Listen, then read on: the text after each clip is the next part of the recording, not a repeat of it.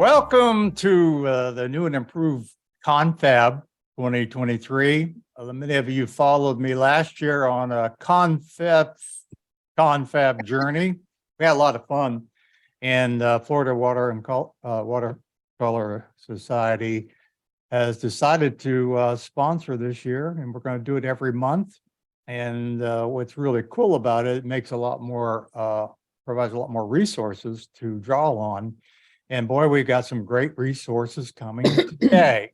Once you just have fun, the idea of ConFab, it's informal. Just do some sharing.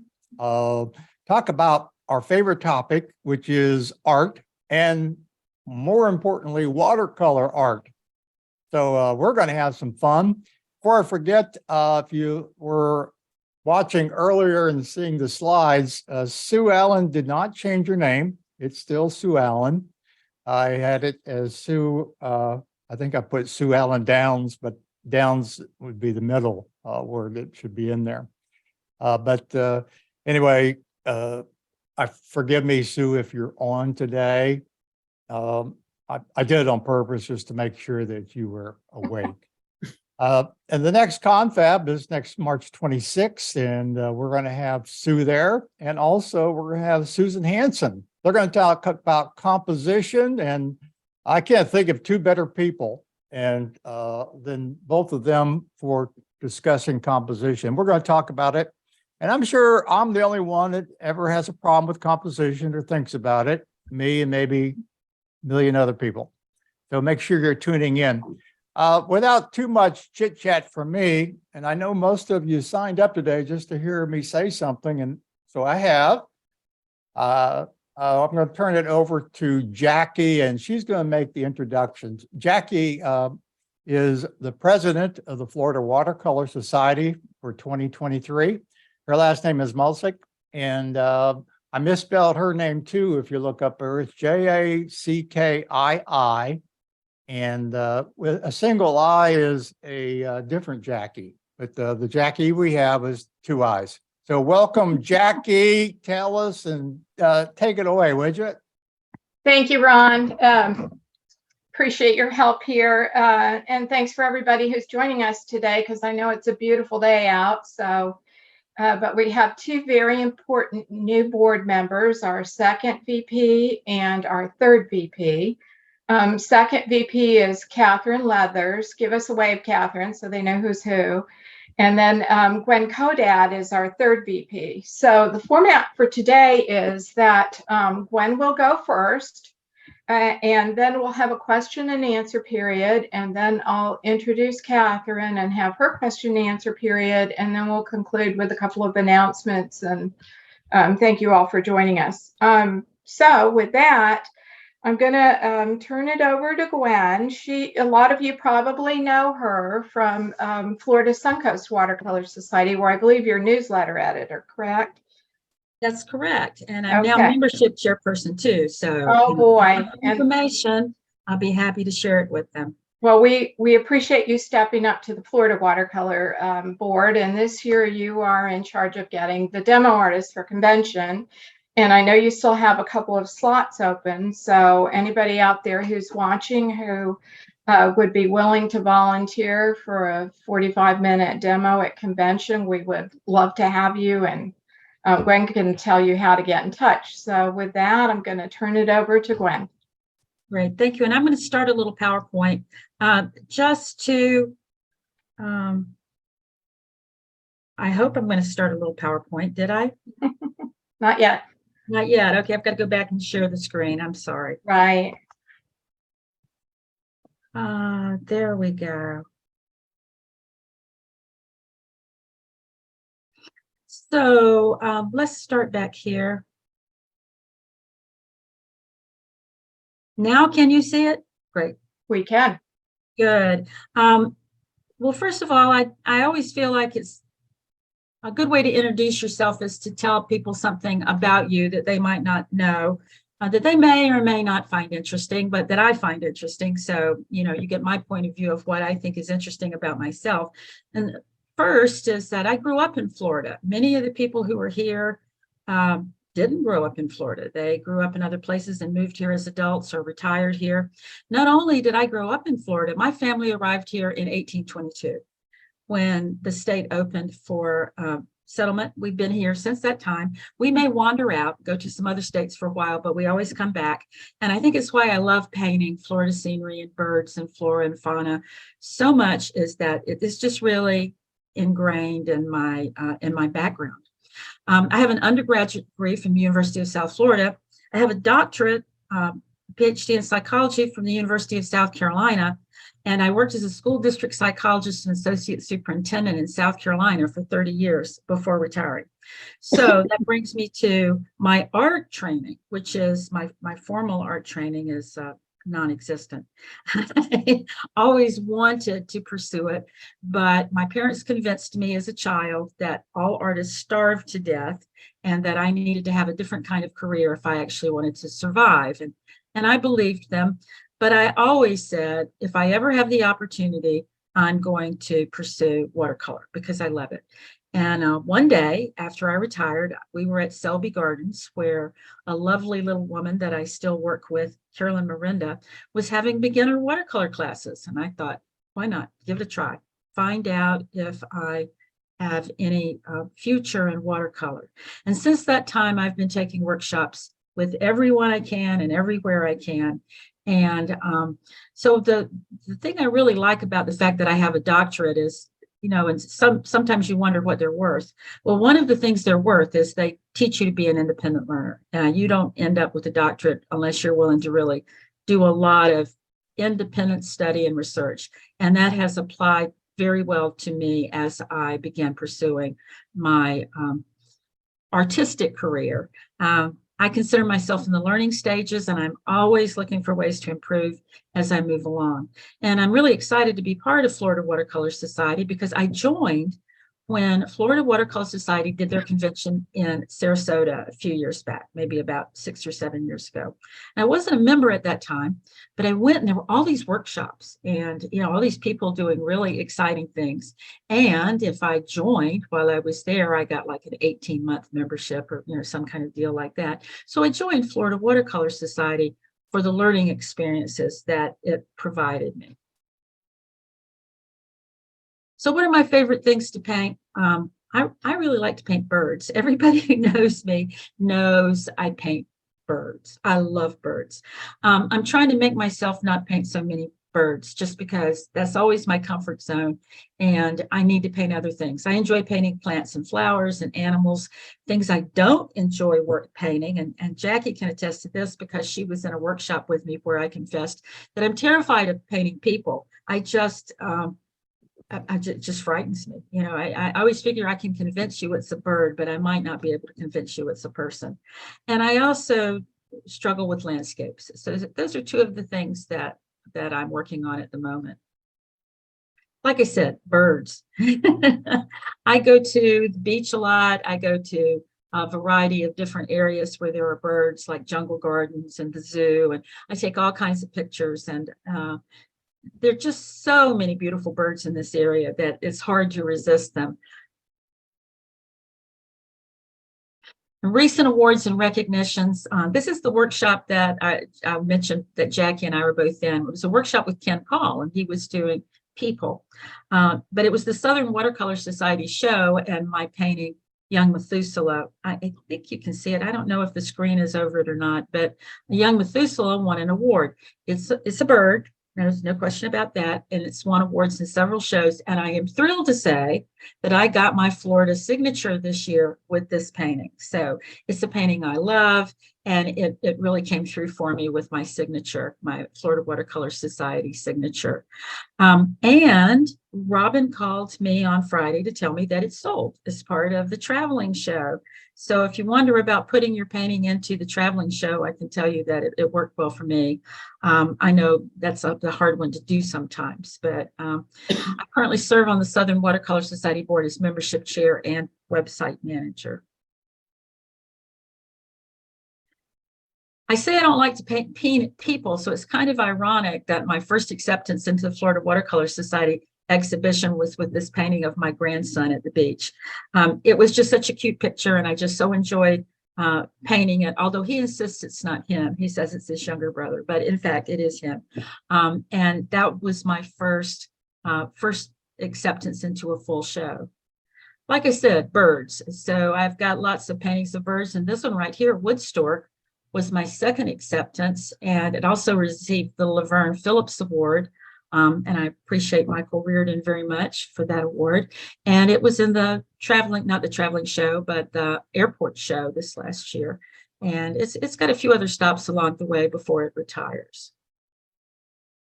I'm a signature member of the Florida Suncoast Watercolor Society, and I do the newsletter, and I'm also the membership chair there. So if any of you are interested in knowing more about the Suncoast Watercolor Society, send me an email, because we'd love to have you join. This particular painting won an award.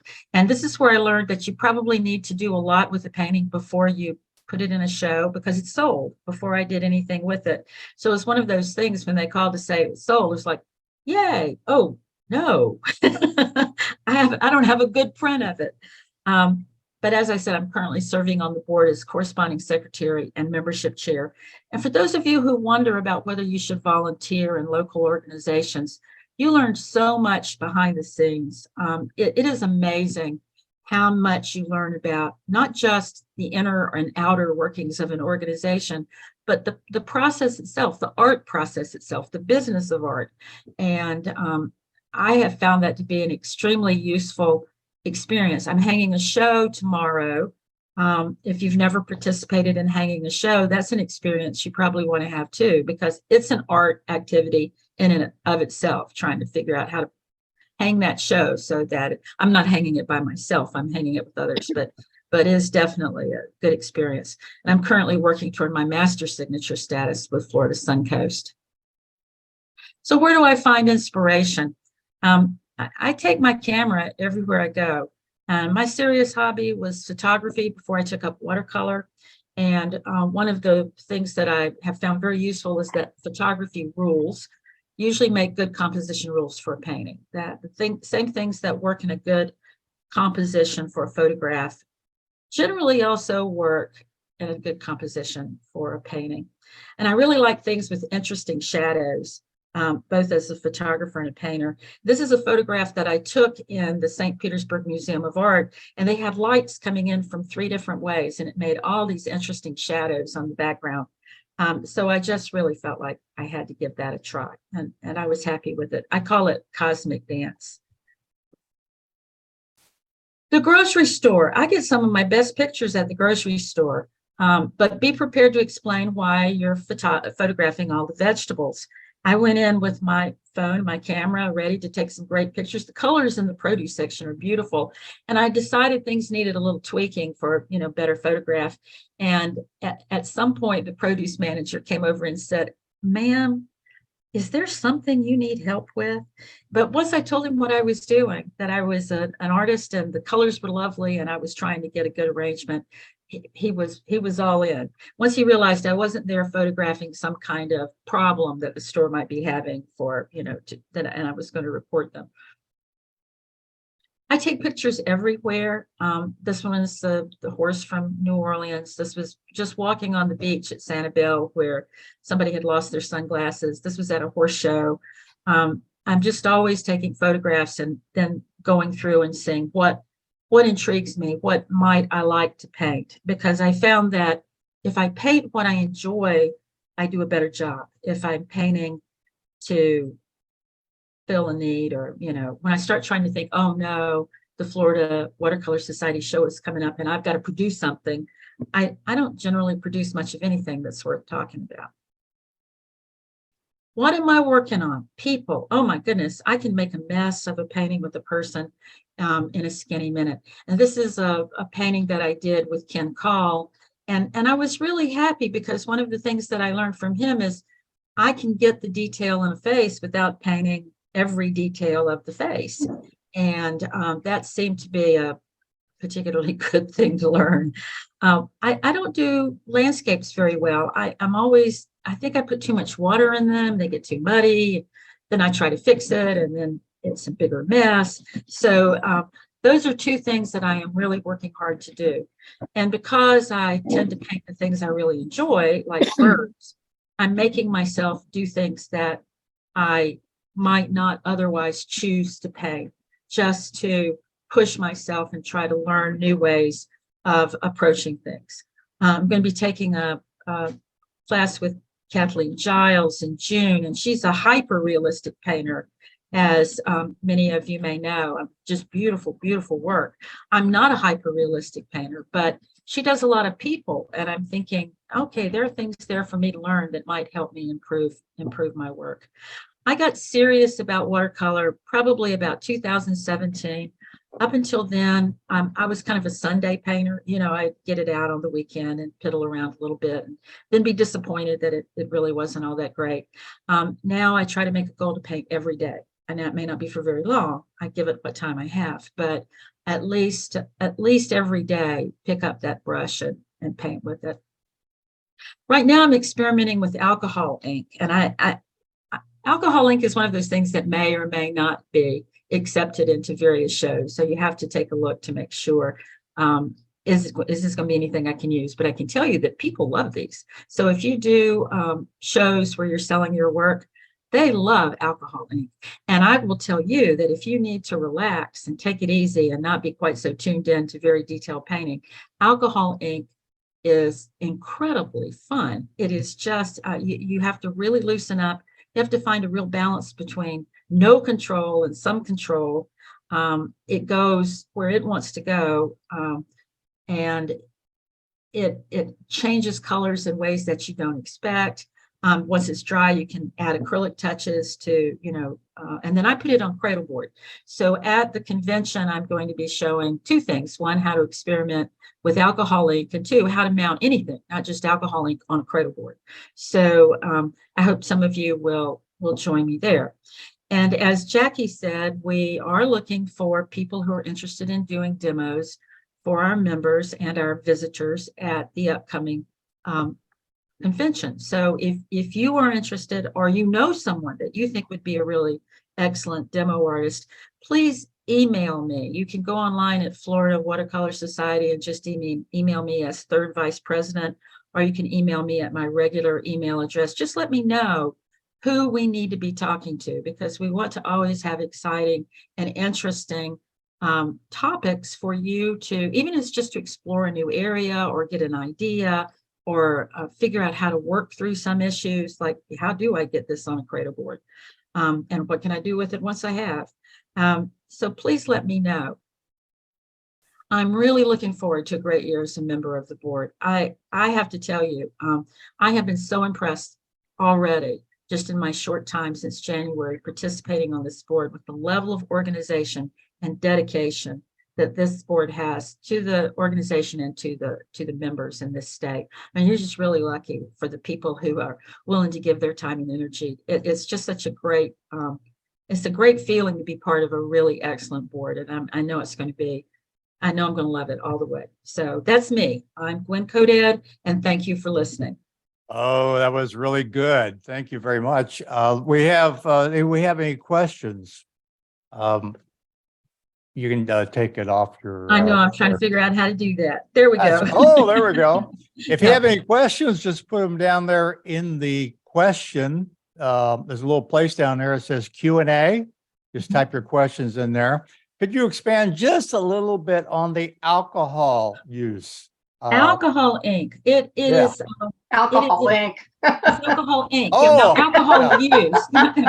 I can expand a little bit on that too, but it's not really pertinent to this presentation. In fact, my husband and I just made a vow today to drink less. So there you go.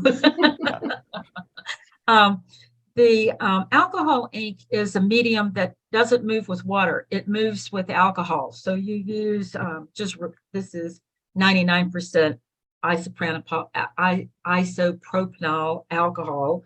And then the paints themselves, see if I can pull one out. They come in little tubes, and like this, little tubes like this, and you just kind of drop it onto, not watercolor paper. You're going to use special paper like photography paper or UPO, something with a slick surface. And then you use the alcohol to move the paint in the ways that you want it to move. Now, one of the simple ways to move it is with a straw. I'm going to show everybody at the conference how to move it. The problem with a straw is you end up hyperventilating while you're trying to, move the ink around it. I always tell my husband, if you look out on the back porch and I'm unconscious, it's not because I drank too much, it's because I was using a straw with the alcohol in. But it produces these wonderful colors, very loose, it's very abstract. And then you can actually begin to develop some multimedia. You can go back after it's dried and use acrylic to create some more, not watercolor, but acrylic to create more design. You varnish it, you can frame it, you can put it on a cradle board. But the nice thing about it for me is I tend to get to be a really tight painter when I start painting and tense up. And the nice thing about alcohol ink is it doesn't allow you to do that. It's just fun. So, you're playing around with it and you think, okay, I think I'm going to see if I can make I don't know, sunset. You may or may not end up with a sunset, but you'll have a lot of fun doing it. And I've learned to do some things with tape to tape off particular areas so that I can make trees or fences and when I go to shows where I'm selling my work, people love those things. They just really eat them up. I sell all of my alcohol inks every show. So Wow. they're so bright, they're so vivid, and they're easy, they're inexpensive, relatively inexpensive to do, as inexpensive as anything you do in painting. And you don't have to charge a lot for them. I do these 5x7s. I take my old photo paper that's left over from the printer that I got and use that, put them on a little board and sell them for, $25, $30. And I probably I only maybe have an hour or so, and I've enjoyed myself doing it. So. Now, tell us a little bit about, it's obvious when I look at your paintings, the color. You spent some time with color theory, obviously. Tell us a little bit about how you do that, what's behind all that. I guess ultimately what's behind all of it is I love really bright, vivid color. Yeah. And so I want that in my paintings. While I tend to think of myself as a realistic painter, I'm not bound by the colors. I don't find myself or consider myself bound by the colors in the photograph I might be using as a reference. I tend to think that I can do whatever I want. And one of the things that I found to be particularly useful was a demo I did a few years ago with a P.H. Martin watercolor, liquid watercolor. It's not ink, it's watercolor, and you use it on paper, but you can keep this really deep color.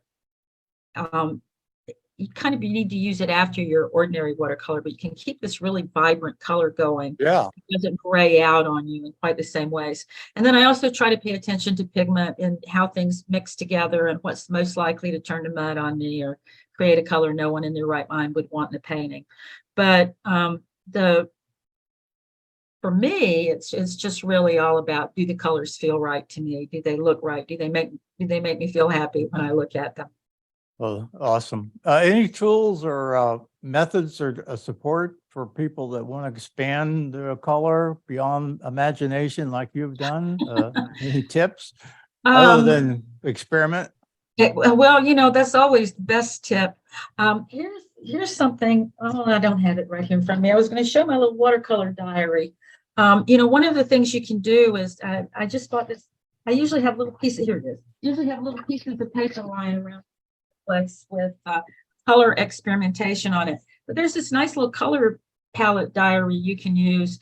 And I always encourage people to just sit down with their colors and try what happens with a variety of mixes and see if it appeals to you, see if it speaks to you, and is that a color you really like? And then what does it look like when it dries? Because sometimes something that looks amazing when it's wet doesn't look so great when it dries. And you can, and then make sure you write down what those colors were so that when you get ready to recreate them, you won't have to be sitting there thinking, I know I did something and I know it looked good, but I can't remember what it was now. So what's that pad you had there? Is that a sketch pad or what is it? No, it's called a color diary, painter's color diary, and it allows you to it's just all laid out for you. So you can come in here and paint your own color combinations and write the information underneath. It's just a little structure tool. Oh, is Hold it it up a watercolor little more. paper? Is it Pardon? watercolor paper? It's watercolor paper. Yes, Oh. this is watercolor paper. So you're painting on the watercolor paper, and you can make notes as to how it works, what looks right, what doesn't look right, what you want to abandon, what you never want to do again. So like I said, I end up with pieces of paper all over the place, and then I find myself looking at it, thinking, I really like this. I wonder what this was.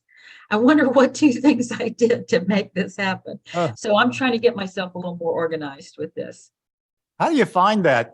And how much does it cost? It's online. And I think you can get it from Amazon or Dick Blick or Jerry's.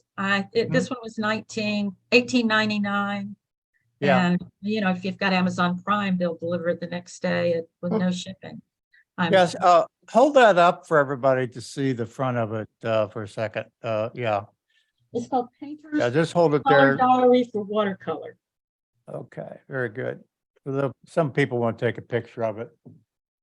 That's cool. And so that's a nice tool that puts your own color in to track it instead of making your own. Well, I've got little 3x5 cards all over the place. Right. That would be a nice way of organizing. Yeah, this is a nice way to get yourself organized. I mean, you don't have to buy something to do it. You can make your own. I know Katherine has hers hers made, but if you want to take the easy way, I guess I'm a lazy painter.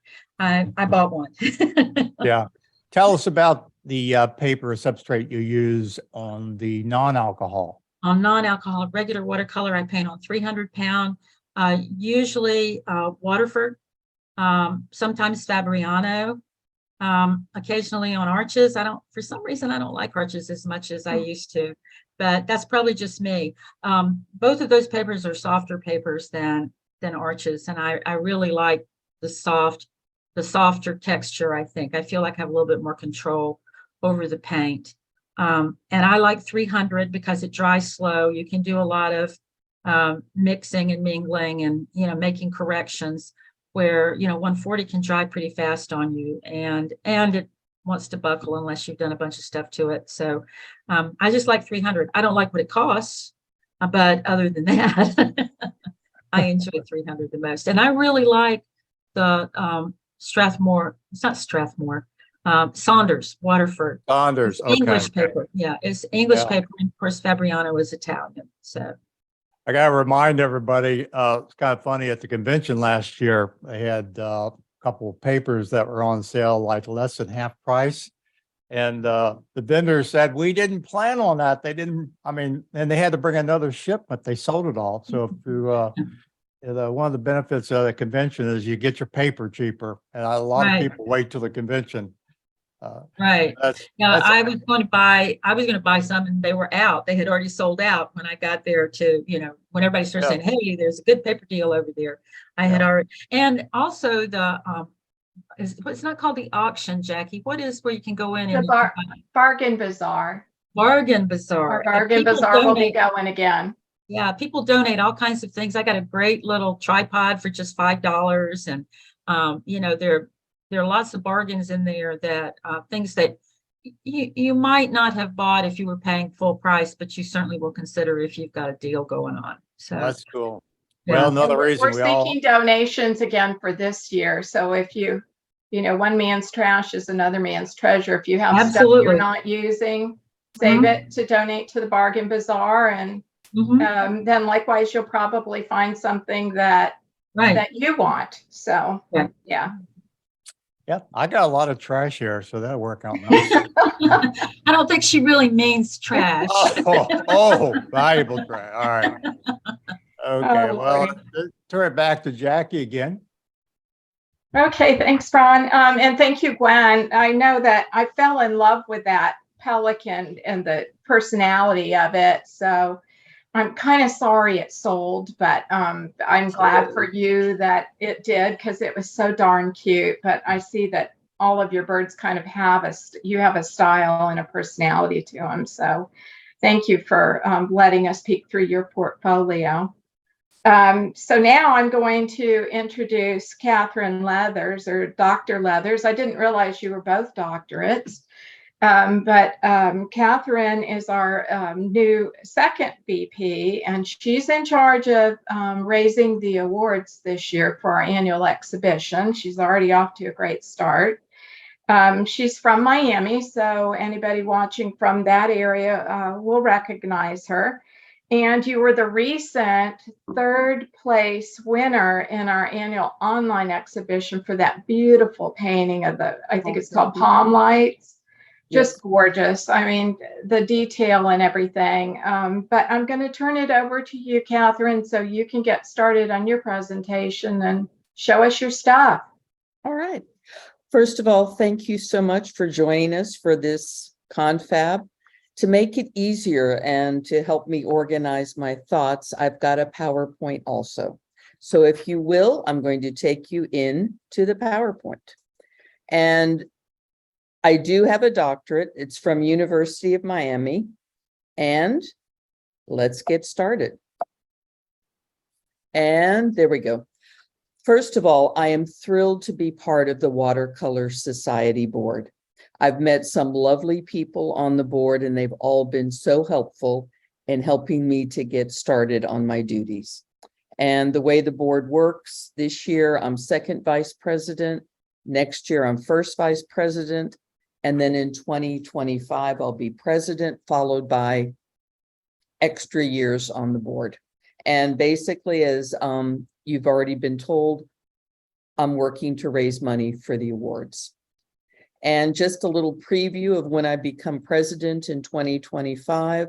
I love the work of Vincent van Gogh, and I thought of the quote that's been used previously. I dream of painting, and then I paint my dream. And my theme will be painting dreams.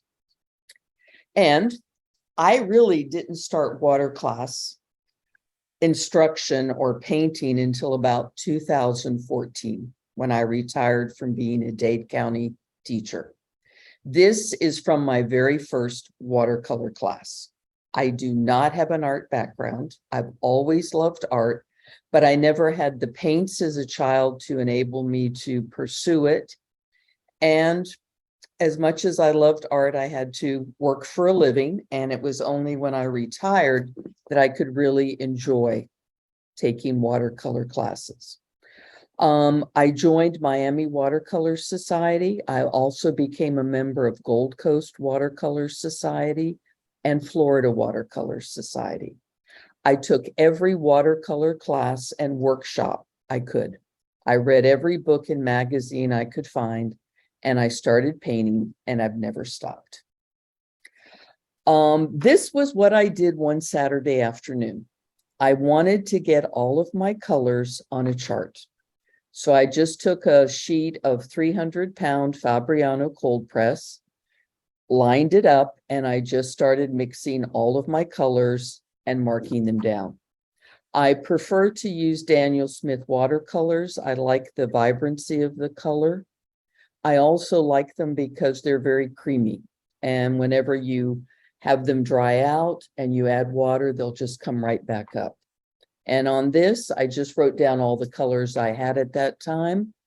I labeled the lines with a black Sharpie because when you get it wet, it won't run. And I find I use this a lot when I'm planning out a painting to see what colors will go together, what colors I like, and so forth. This is my studio, and it's a bit of a mess, but I like a mess. And you can see I have a watercolor chart. I have an OT light, which is a natural light, which helps me to paint more realistically because otherwise your household lights can shift the colors. I usually have my reference image blown up so I can see it pretty much at the same size as what I'm painting. And you'll see a little book there that I've laid out, and that's my reference book. And I'm going to talk about that in more detail. Would you believe I actually use Cool Whip lids? I like them simply because I can do a color mix, and then I can just leave it. And when I'm ready, I can add water, and it's all set to go. The only problem was some of these, I forgot which colors I used. So now I always make sure I label the colors on the back of the Cool Whip.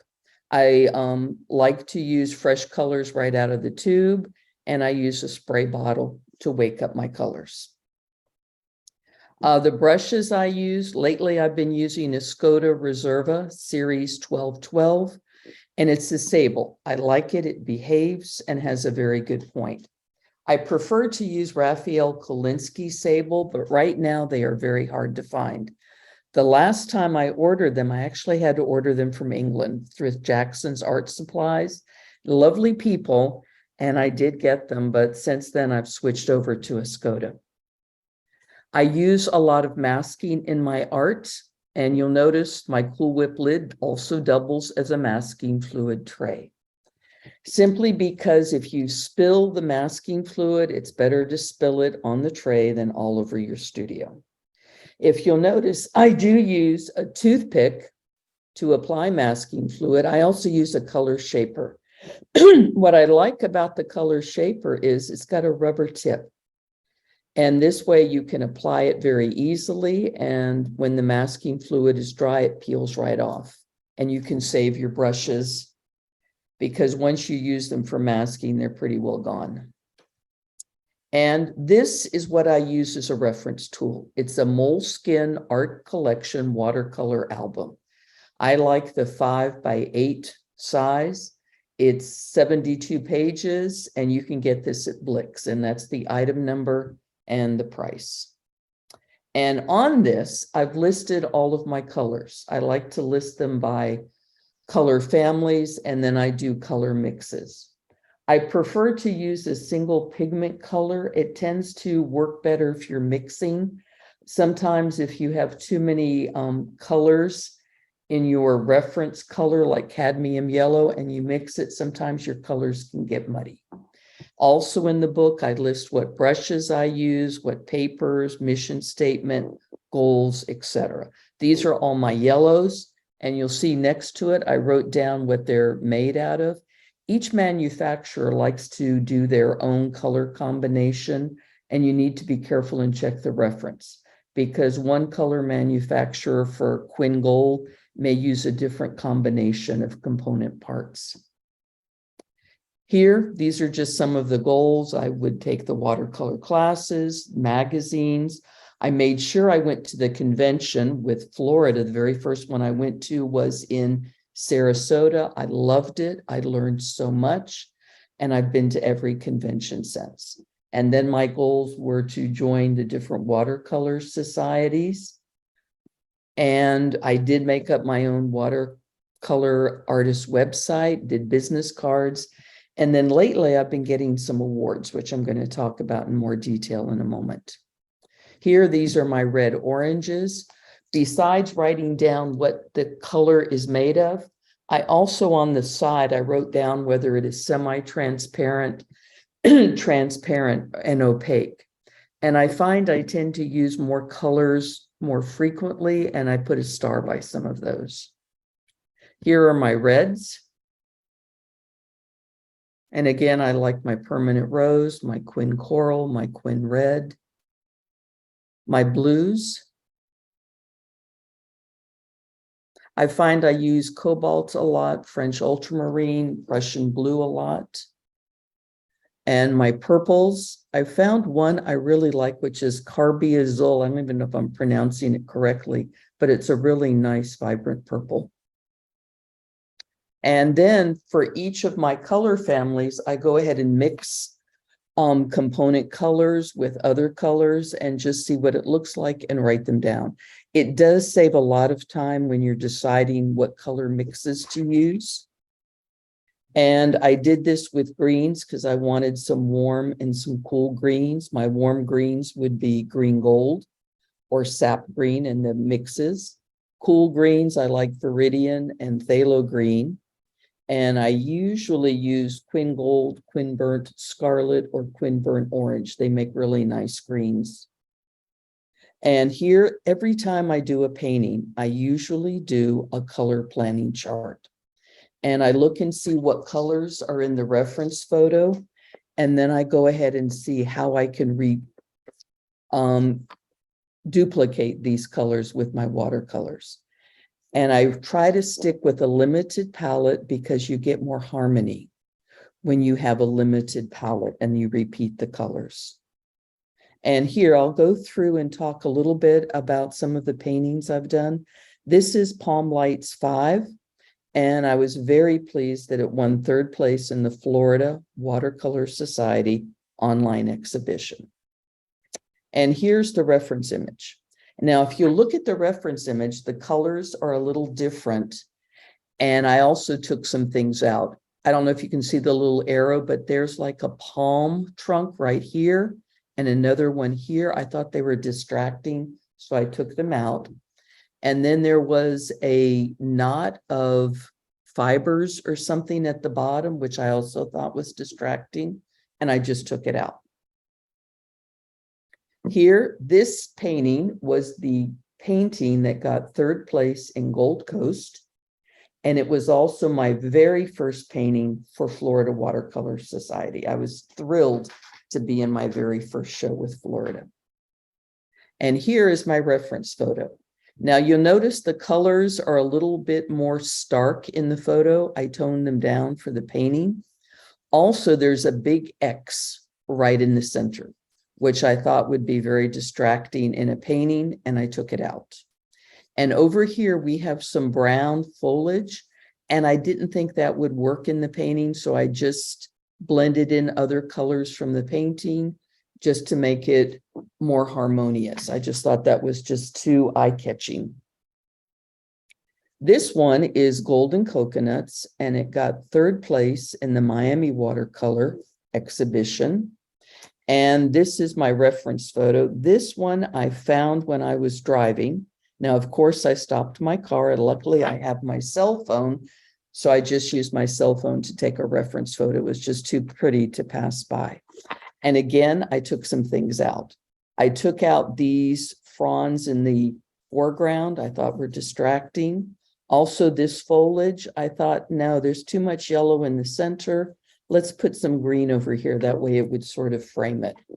Now, with this one, I tried to repeat the colors a lot just to make it more harmonious. And this one is Palm Lights. It got 3rd place in Miami.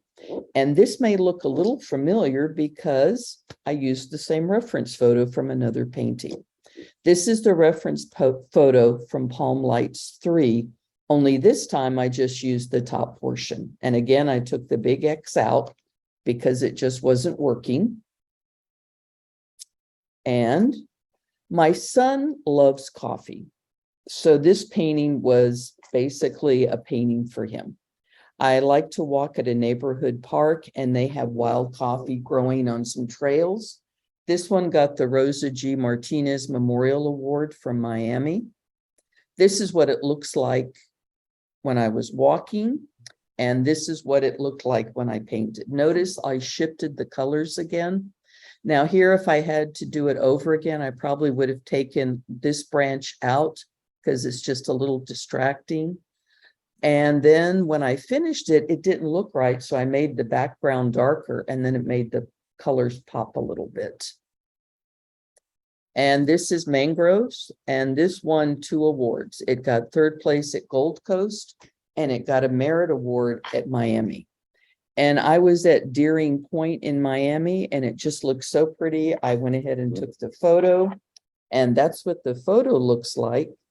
And then I didn't have to do too much to this photo. I did change the leaves a little bit.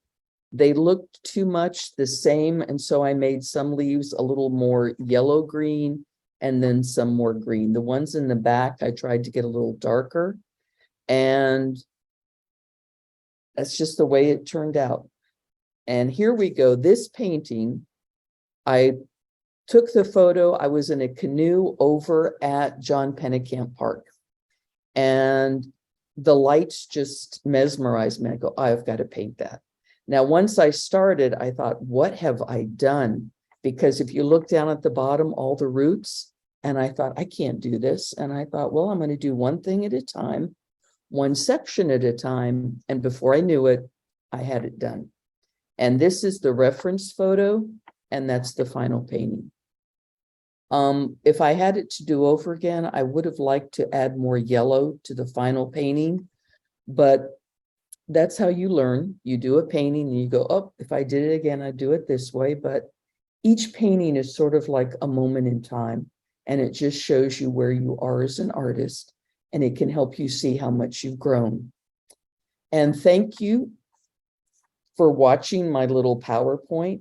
One of the things I try to remember is simply to paint for the joy of painting. Not every painting is going to be an award-winning masterpiece, but every painting is a step on a journey to becoming a better artist. And may the great artist of all great artists be with you until we meet again. Thank you for listening. I do appreciate that.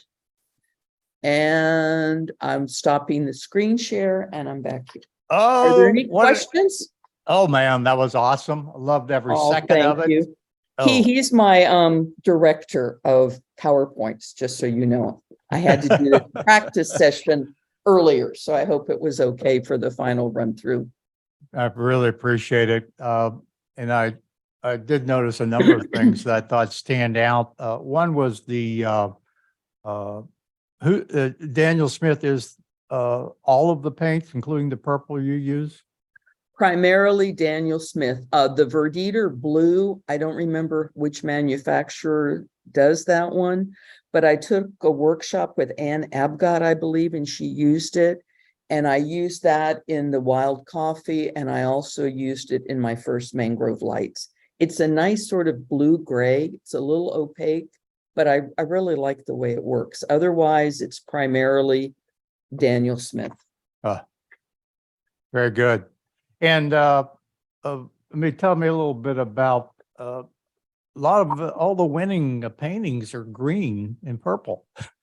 Are Or they green violet and or- purple? I guess, it's interesting. It's just the way I see it, because when I do a painting, I just keep painting until I'm happy with it. I didn't realize there was purple in it, but I guess so. I'd like to do a mix of French ultramarine with quinacridone burnt scarlet, and that can do a shift either to a purple side or all the way to a very dark. Yeah. Could you pull up the painting Wild Coffee again? Sure, let me get back to it. I'm not sure. Oh. All right. As you can find out, I'm not that good. Let me see if I can find it. There we go. You want the Wild Coffee? Yeah.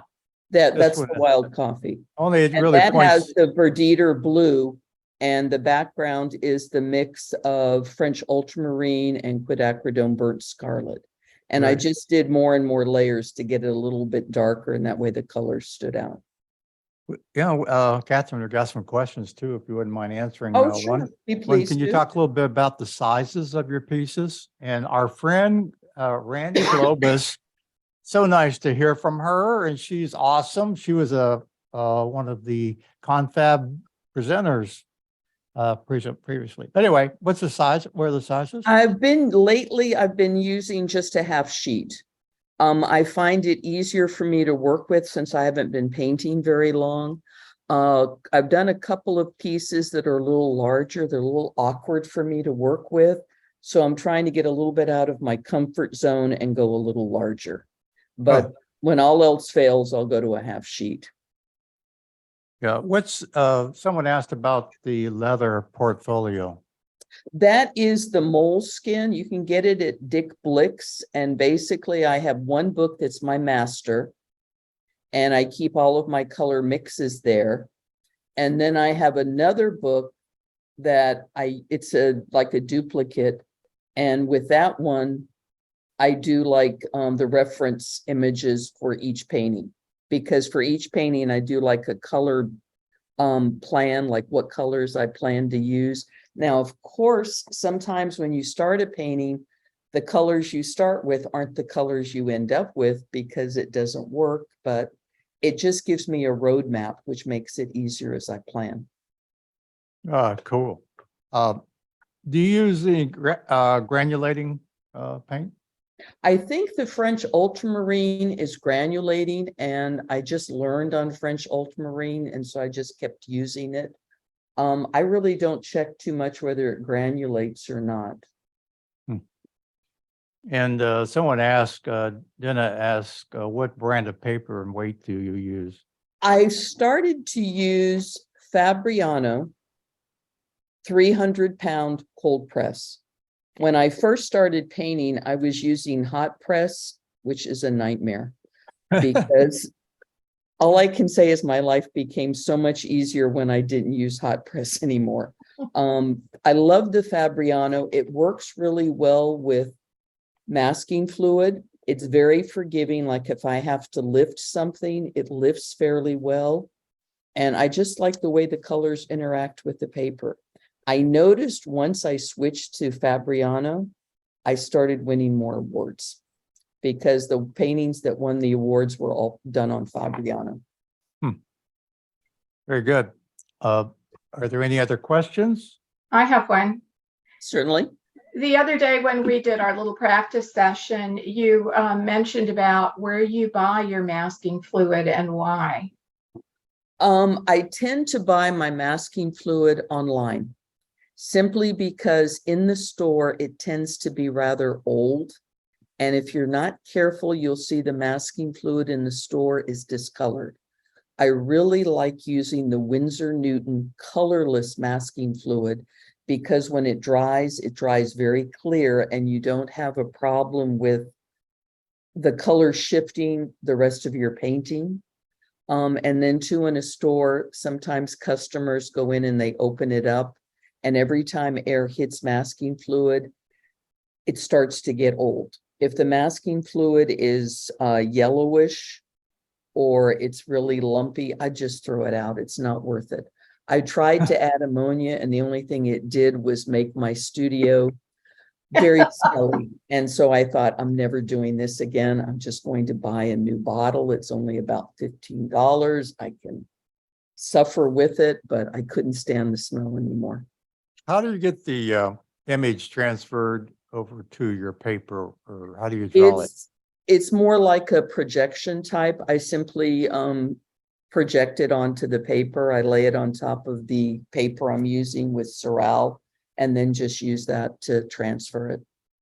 And then once it's transferred, I usually take the erasers and just smooth out some of the carbon so I don't have carbon all over the place. And then I've been using a mechanical pencil just to tidy up the lines. Invariably, no matter how much when I transfer, there are sections I miss or sections where the line isn't really complete. Yeah. I wanted to bring up this painting again. I'm going to show it here. Which one? You'll see. Tell me about this one again. Oh, that was my very first one. And basically, don't feel bad when you're first starting to do art because it's a journey. Yes. The art teacher had us do circles and designs with a black Sharpie. And then we had to paint watercolor inside the Sharpie and not go out of the lines. So that's where I started. Yeah, the reason I bring it up, I think it's so cool, is where you are in your journey. So many of us will relate to, some of the basics, some of the things. And I think I know that even the advanced painters kind of forget some of the basics sometimes. And it's good to have a little renewal and reminder where we came from, because I always get a kick out of people saying they haven't progressed very well. And I like to take them back to the first painting. And then let's talk about progress. Are there any other questions? Looks like there's another one. Let's see what. Okay. Elwood's from Dina again. Does the cerl leave a residue or act as a resist at all? Well, first of all, with the cerl, you've got to be careful you're using the right side, because I did a whole painting and I did it on the back of my image. It does leave a little bit of a residue. You need to handle it very carefully. And that's why I use the kneaded eraser when I'm done in that. If you go very lightly over it, it'll pick up a lot of the residue. And then I just use the mechanical pencil just to fine tune the lines. When I apply it, I've been using a ballpoint pen on top to transfer the image just because it rolls smoother and the width of the line is more consistent. I was using pencils, but you have to continually resharpen them. And as it gets dull, the point becomes either very narrow or very wide. So it's very inconsistent on your image. Yeah. Are there any other questions? We got one more. All righty. Coming in, they're coming in. Let's see.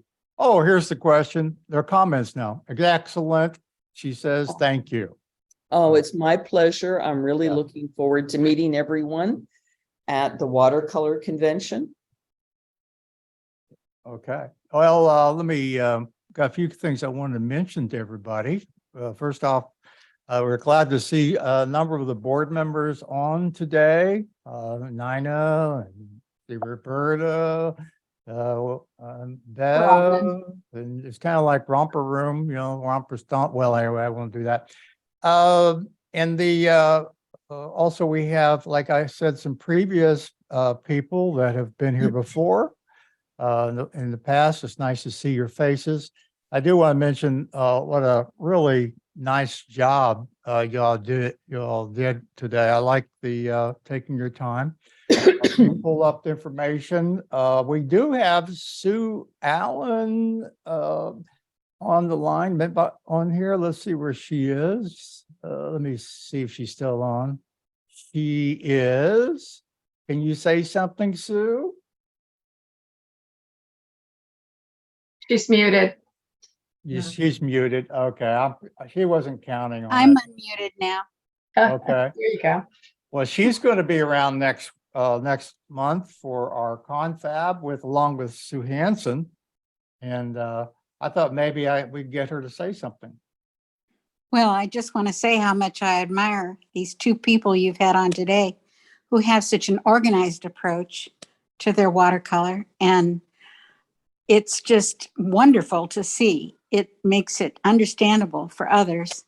I hope they're ready for my craziness next month because I pretty much make it up as I go along. So I'll be glad to share what I know, but it'll be more or less come in for the fun and just experiment, I think is what I would say. Well, thank you. We're really looking forward to it. And I'll tell you what, I am for sure.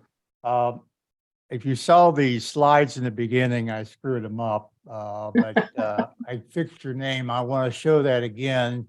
Just so I thought get, maybe, yeah, I thought maybe you thought I used my maiden name, Downs, as my last name. I don't know what you did. Yeah, you know what? I don't know what I did either. But That's all right. There's the slide. So Yeah. pretty sharp looking lady, don't you think? Oh, that's a lovely picture.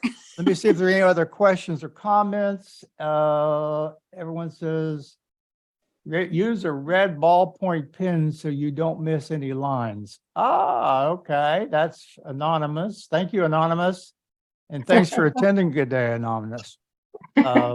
She goes by Annie, by the way. Other one says, thank you. You're an inspiration. I thought I had to freehand an image to be able to get from my original.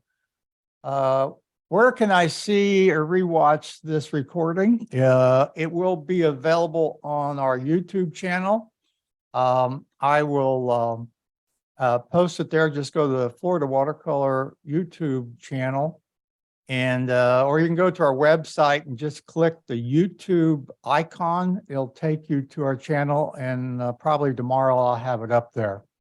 And we have Randy, of course. She says nice things, Randy Globus. What a great lady.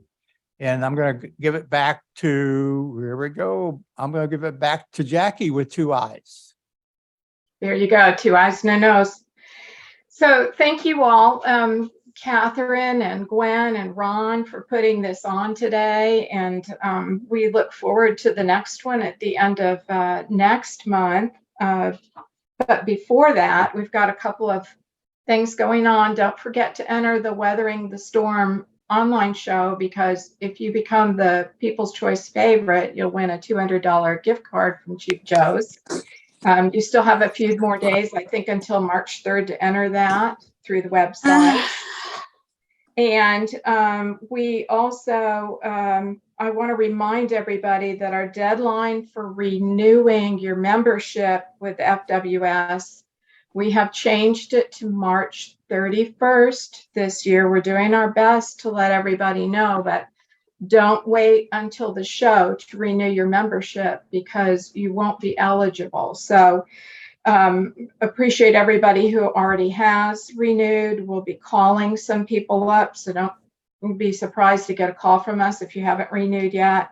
But after the 31st, you won't be able to tune into the demos and so forth. And if you know of anybody who hasn't renewed, please get the word out to them. And on March 16th, we will have Failing Lynn, who will be our online juror for next year, but she is going to be giving a demo on fresh and loose portraits. Her style is a little bit different than Kathy's. And I know you've seen her beautiful paintings published, and I think on the cover of one of the splash books, but she'll be giving a demo March 16th at 7 p.m., our third Thursday demo. So thanks everybody for tuning in. Stay tuned. I guess Katherine has a question. No, I was just saying goodbye. Oh, okay. Didn't mean to interrupt, just saying goodbye. Okay. So yeah, thanks everybody for coming, and we'll see you next time around. All right. Take care. Thank you. Bye. Goodbye. Bye-bye. Take care.